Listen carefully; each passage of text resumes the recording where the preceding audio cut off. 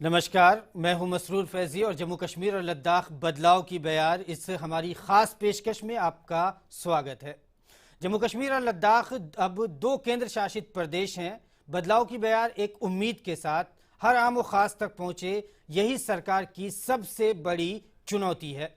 ग्राम स्वराज और आम लोगों की बढ़ती भागीदारी ने बदलते बयार के संकल्प को और भी मजबूत किया है। हमारी कोशिश है कि खित्ते की पूरी तस्वीर आपके सामने रखें। जम्मू कश्मीर से धारा 370 हटने के बाद से लगातार जम्मू कश्मीर और लद्दाख को मुख्य धारा से जोड़ने की पहल सरकार में तेजी से आई है। इसी दिशा में कदम उठाते हुए केंद्र सरकार ने कश्मीर और लद्दाख के विकास के लिए रोड मैप भी तैयार किया है। आइए देखते हैं जम्मू कश्मीर और लद्दाख के हमारे इस खास कार्यक्रम की सुर्खियों। लोकसभा में फिर उठा कश्मीर का मुद्दा। गृह मंत्री ने कहा हालात पूरी तरह से सामान्य। एडिडास ने रियल कश्मीर के साथ आधिकारिक साझेदारी का किया ऐलान। फुटबॉल को मिली कश्मीर में खास पहचान। रंग बिरंगे ट्यूलिप से सजाया जा रहा है ट्यूलिप गार्डन। गार्डन में ट्यूलिप की बुआई का काम जारी। और रूहे कश्मीर के आईने में देखिए कश्मीर की सच्ची तस्वीर। तो आइए अब सुर्खियों के बाद हम खबर पर नजर डालते हैं। लोकसभा में एक बार फिर कश्मीर का मुद्दा उठा। विपक्ष के अंदेशों को खारिज करते हुए होम मिनिस्टर अमित शाह ने जोर देकर कहा कि वादी के हालात पूरी तरह से सामान्य हैं। स्कूल कॉलेज के अलावा इम्तिहान अपने नियत समय से हो रहे हैं और जीवन की सारी गतिविधियां सामान्य प्रक्रिया के रूप में चल रही हैं। होम मिनिस्टर ने जोर देकर यह भी कहा कि इस दौरान सुरक्षा बलों की ओर से एक भी गोली नहीं चली है। जम्मू कश्मीर से अनुच्छेद 370 हटने के बाद घाटी में हालात पूरी तरह से सामान्य हैं। हालांकि घाटी में अमन व चैन देख आतंकी बौखलाहट में है। बीडीसी चुनाव हो या पुलिस सेना और सशस्त्र बलों की भर्ती के लिए बड़ी संख्या में युवाओं का हिस्सा लेना आतंकियों के मंसूबों को नाकाम कर रहा है। अलगाववादी और आतंकी सहमे हुए हैं। वह वादी में अपना खौफ कायम रखना चाहते हैं। इसके लिए मासूमों को डराया जा रहा है। स्कूलों को बंद करने की कोशिशें हो रही हैं। होम मिनिस्टर अमित शाह ने जम्मू कश्मीर के हालात पर पूछे गए विपक्ष के सवाल पर कहा कि जम्मू कश्मीर में हालात पूरी तरह सामान्य है। 99.5% छात्रों ने वहां परीक्षा में भाग लिया। श्रीनगर में 7 लाख लोगों ने ओपीडी सेवाएं ली है। जम्मू कश्मीर की जनता और विशेषकर घाटी की जनता है, पूरी तरह से स्थिति नॉर्मल है। 99.5% बच्चों ने एग्जाम दिया है, वो उनको ठीक नहीं लगता है। सिर्फ श्रीनगर में 7 लाख से ज्यादा ओपीडी के पेशेंट आए, वो ठीक नहीं लगता है। सारे थानों में से कर्फ्यू हटा लिया, ये नॉर्मल नहीं लगता है। सारे थानों में से 144 हटा दी गई, वो नॉर्मल नहीं लगता है। पुलिस फायरिंग से एक भी गोली नहीं हुई, मृत्यु नहीं हुई, वो भी नॉर्मल नहीं लगता है। ट्रैफिक की आवाजाही ठीक ढंग से हो रही है, वो भी नॉर्मल नहीं लगता है। उनको लगता है कि पॉलिटिकल एक्टिविटी कब होगी, वही उनकी नॉर्मल सिंह की व्याख्या है। सारे पंचायत के चुनाव नरेंद्र मोदी सरकार की पहली टर्म में 40,000 पंच सरपंच के चुनाव हमने समाप्त किए, जो आज तक नहीं किए गए। सालों सालों तक इनके शासन में नहीं हुए। इसके बाद में ब्लॉक के चुनाव हुए, सारे के सारे तहसील पंचायत ब्लॉक के चुनाव शांति से हुए। लगभग 95% से ज्यादा वोटिंग हुई है, कहीं पर भी हिंसा नहीं। जम्मू कश्मीर पंचायत और तालुका के चुनाव बिना किसी विरोध के संपन्न होने का भी होम मिनिस्टर ने जिक्र किया। यानी पंचायती राज निजाम के प्रति लोगों ने उत्साह दिखाया। सारे पंचायत के चुनाव नरेंद्र मोदी सरकार की पहली टर्म में 40,000 पंच सरपंच के चुनाव हमने समाप्त किए, जो आज तक नहीं किए गए। सालों सालों तक इनके शासन में नहीं हुए। इसके बाद में ब्लॉक के चुनाव हुए, सारे के सारे तहसील पंचायत ब्लॉक के चुनाव शांति से हुए। लगभग 95% से ज्यादा वोटिंग हुई है, कहीं पर भी हिंसा नहीं। जम्मू कश्मीर से अनुच्छेद 370 हटने के बाद से लगातार मोदी सरकार कश्मीर की सूरत बदलने की कोशिश कर रही है। इस दिशा में कदम उठाते हुए जम्मू कश्मीर के विकास के लिए रूट मैप पर काम जारी है। जम्मू कश्मीर में आर्टिकल 370 हटाए जाने के बाद पाकिस्तान हर सूरत में वहां हिंसा करने की फिराक में है, लेकिन भारतीय सुरक्षा बलों की मुस्तैदी उसके मंसूबों को नाकाम कर रहा है। तो ये आपने देखी रिपोर्ट कि कश्मीर में हालात पूरी तरह से सामान्य हो रहे हैं, उसी को गृह मंत्री ने आज लोकसभा में भी कहा। आइए आगे बढ़ते हैं, हम आपको दिखाते हैं कश्मीर की एक और तस्वीर। कश्मीर की champion football club real Kashmir ने राज्य में फुटबॉल को आगे बढ़ाने का बीड़ा उठाया है। रियल कश्मीर राज्य में सकारात्मक बदलाव लाकर कामयाबी की नई कहानी लिखने के लिए तैयार है। सिर्फ 2 साल के अंदर ही ये क्लब घाटी की पहली फुटबॉल टीम बन गई है जो देश में टॉप आई लीग में के लिए क्वालिफाई हुई थी। रियल कश्मीर फुटबॉल क्लब को आगे बढ़ने की दिशा में कदम उठाते हुए एडिडास ने आधिकारिक साझेदारी का ऐलान किया है। 12 दिसंबर को रियल कश्मीर के मैच की तैयारियों के बारे में उन खिलाड़ियों से हमारी संवाददाता ने खास बातचीत की। 12 को होने वाले टूर्नामेंट के लिए ये फुटबॉल ग्राउंड और टीम पूरी तरह से तैयार है। एक प्लेयर दानिश हमारे साथ मौजूद हैं, उनसे हम बात करते हैं। तो कितनी तैयारी है आपकी 12 को जो टूर्नामेंट होने वाला है? हमारी बहुत सी तैयारियां हो चुकी है ऑलरेडी। हमारा प्री सीजन जो रहा है वो 4 महीने का रहा है ऑलमोस्ट। तो हमने पहला मैच रिसेंटली खेला परसों ईस्ट बंगाल के साथ और वो 1-1 ड्रा हो गया। कहाँ के प्लेयर्स आए हुए हैं, कौन कौन से प्लेयर्स हैं जो आपके साथ खेलते हैं? कोलकाता से है, मणिपुर से है, चंडीगढ़ से है और फॉरेन है, जाम्बिया से है, नाइजीरिया से, आइवरी कोस्ट से है।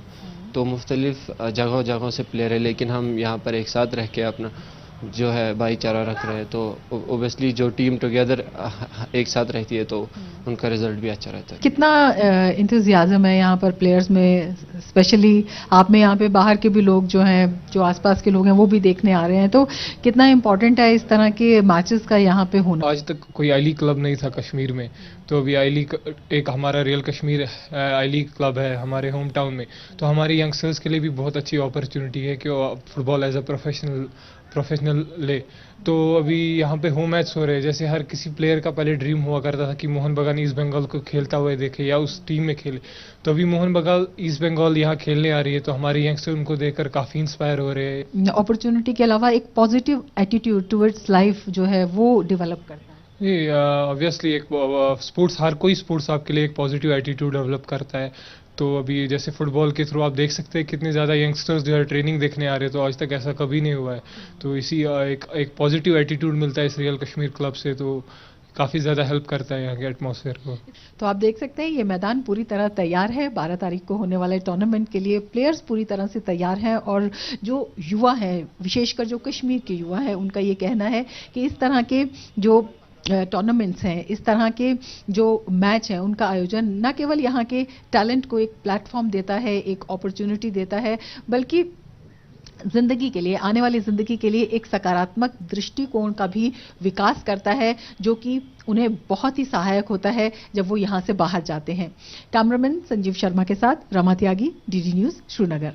तो रियल कश्मीर ने कश्मीर में फुटबॉल को पहचान दिलाई है। हम आगे बढ़ते हैं, आपको दिखाते हैं कि कश्मीर अपनी खास खूबसूरती की वजह से ही पूरी दुनिया में पर्यटकों के दिलों की धड़कन बना हुआ है। यहाँ के हसीन नज़ारे हर एक को सुकून बख्शते हैं।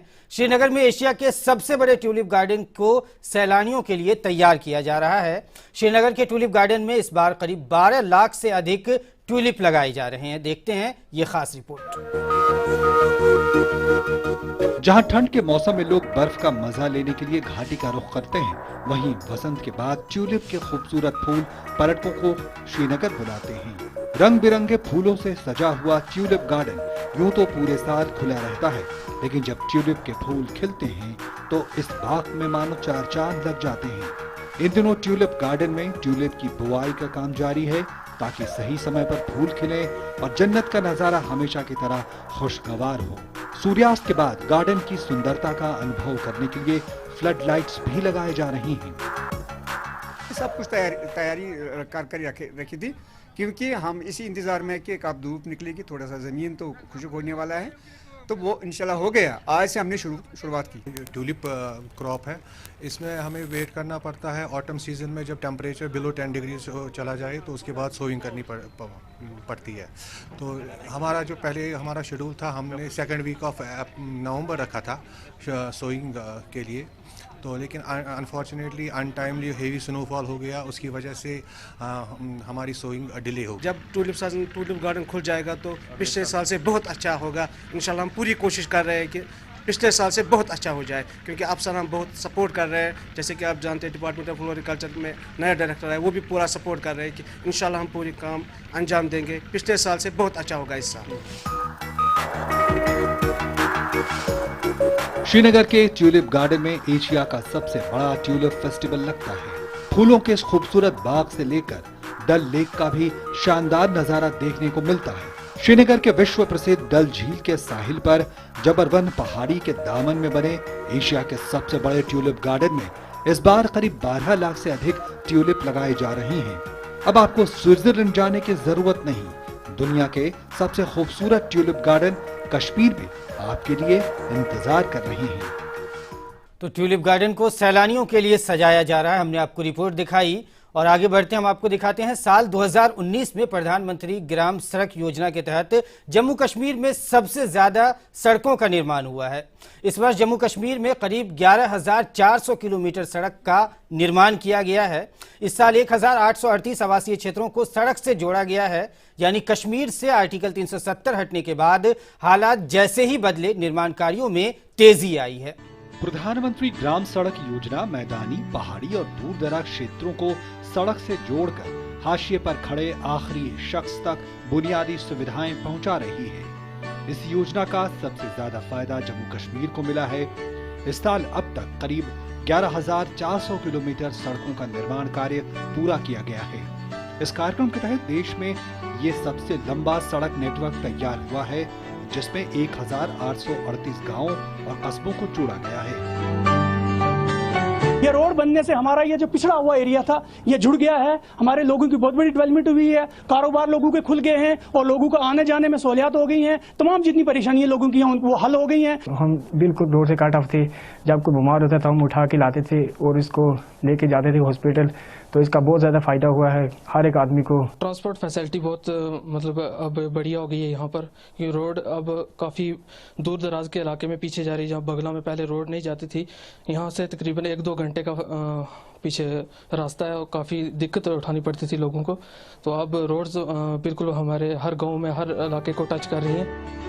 प्रधानमंत्री ग्राम सड़क योजना का मुख्य उद्देश्य ग्रामीण क्षेत्रों को सड़कों से जोड़ना है। इस कार्यक्रम के तहत परियोजनाओं को आगे बढ़ाने का काम जम्मू कश्मीर केंद्र शासित प्रदेश के लोक निर्माण विभाग द्वारा किया जा रहा है।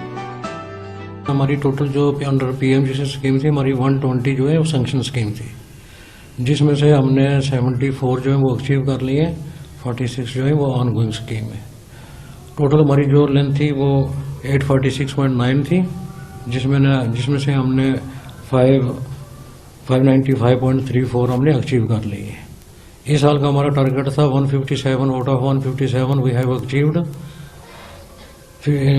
53 किलोमीटर्स।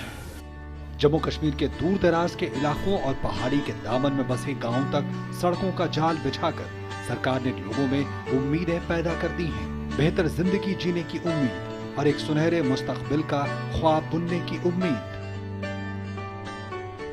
तो आपने देखा कैसे प्रधानमंत्री ग्राम सड़क योजना ने गांवों को शहरों से जोड़ा है। आइए आगे बढ़ते हैं। कश्मीर के बारे में बहुत से नैरेटिव चलाए जाते हैं सोशल मीडिया पर, तो कश्मीर के हवाले से अफवाहों का बाजार हमेशा गर्म रहता है।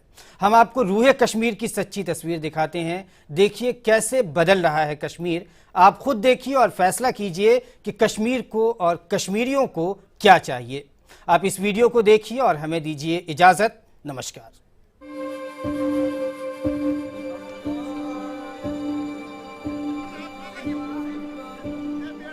ये दाग दाग उजाला, ये शब गजीदा सहर, वो इंतजार था जिसका, ये वो सहर तो नहीं, ये वो सहर तो नहीं जिसकी आरज़ू लेकर चले थे यार कि मिल जाएगी कहीं ना कहीं कश्मीर।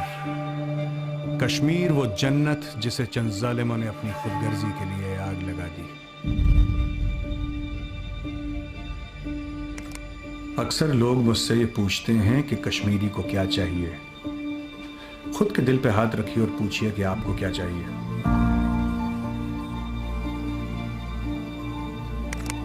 जो आपको चाहिए वो कश्मीरी को चाहिए। उसके बच्चों को आला तालीम मिले, उसके बुजुर्ग माँ बाप को अस्पताल मिले और उसके बच्चों को एक ऐसा मुस्तकबिल मिले जिसकी ख्वाहिश हर एक माँ बाप करता है। कश्मीरी ने कभी इससे ज्यादा न इससे कम कभी कुछ चाहा न कभी कुछ चाहेगा। लेकिन मजबूरियां थी, कुछ परेशानियां थी, कश्मीरियों की मजबूरियां। और लालच, हवस, सरहद पार कुछ दरिंदों की। कश्मीर में प्रोपेगेंडा बहुत ज्यादा चल रहा है, झूठ बहुत ज्यादा चलाया जा रहा है। आज की बात नहीं है, सोशल मीडिया के ज़माने से ये बात नहीं है, बहुत पहले से बात चल रही है, तरीके अलग अलग थे। मुझे ये बताओ कि किस मौलवी का बच्चा आज तक मिलियनेयर बना है? 40,000 से जायद जाने गई, उसमें फौजी शामिल थे, उसमें शामिल थे सिविलियंस, उसमें शामिल थे आम शहरी कश्मीर के। हर एक ने कश्मीर के लिए अपना खून बहाया और इसका फायदा हुआ पाकिस्तान को, पाकिस्तान की इंटर सर्विसेज इंटेलिजेंस को, पाकिस्तानी आर्मी को।